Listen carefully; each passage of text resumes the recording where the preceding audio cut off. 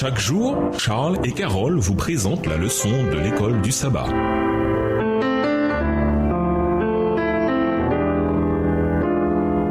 Bienvenue dans votre émission. Dieu nous parle.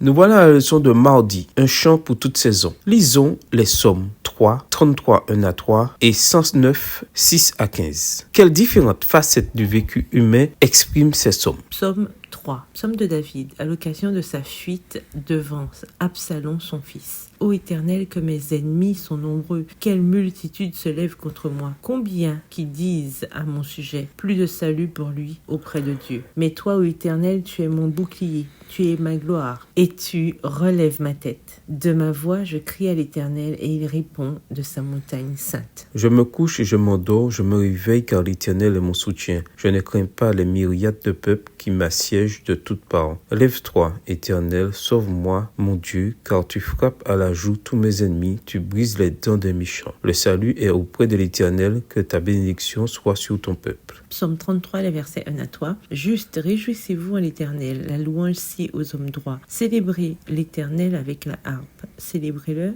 sur le luth à 10 cordes. Chantez-lui un cantique nouveau. Faites retentir vos instruments et vos voix. Psaume 109, les versets 6 à 15. Place-le sous l'autorité d'un méchant et qu'un accusateur se tienne à sa droite. Quand on le jugera, qu'il soit déclaré coupable et que sa prière passe pour un péché, que ses jours soient peu nombreux, que notre prenne sa charge, que ses enfants deviennent orphelins et sa femme veuve, que ses enfants soient vagabonds et qu'ils mendient, qu'ils cherchent du pain loin de leur demeure en ruine. Verset 11. Que le créancier s'empare de tout ce qui est à lui et que les étrangers pillent le fruit de son travail, que nul ne conserve pour lui de l'affection et que personne n'ait pitié de ses orphelins, que ses descendants soient exterminés et que leur nom s'éteigne dans la génération suivante. Que l'iniquité de ses pères reste en souvenir devant l'Éternel et que le péché de sa mère ne soit point effacé. Qu'il soit toujours présent devant l'Éternel et qu'il retranche de la terre leur mémoire, parce qu'il ne s'est pas souvenu d'exercer la miséricorde, parce qu'il a persécuté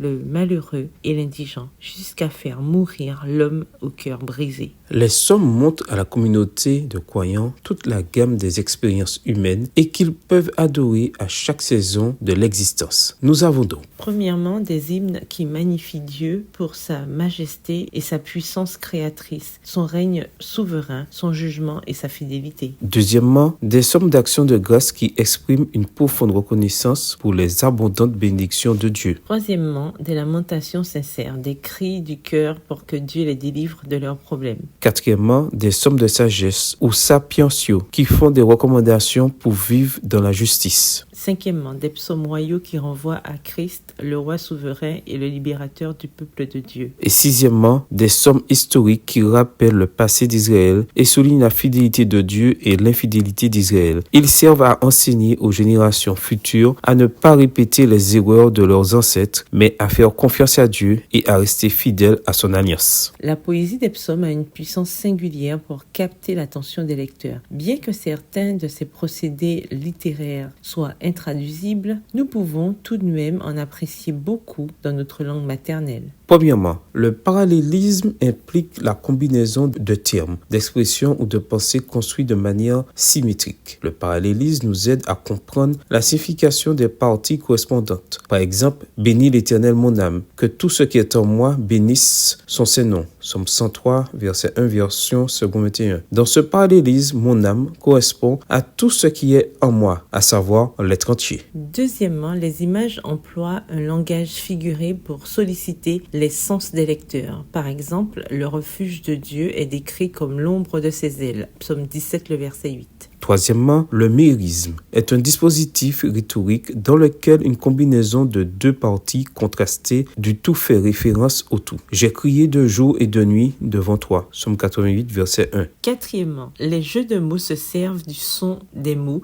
pour faire des calembours et mettre en avant un message spirituel. Dans Psaume 96, les versets 4 et 5, les termes hébreux Elohim, Dieu, et Elilim, idole, créent un jeu de mots qui traduit le message suivant. Les dieux des nations n'ont que l'apparence d'Élohim, de Dieu, et ne sont que des Élilim, des idoles. Enfin, le mot « Sélah » dénote un bref interlude, soit pour faire une pause et réfléchir au message d'une partie du psaume en particulier, ou bien pour indiquer un changement d'accompagnement musical. Psaume 61, verset 4. Au revoir. Et à demain si Dieu veut. Dieu nous parle. Chaque jour, Charles et Carole vous présentent la leçon de l'école du sabbat.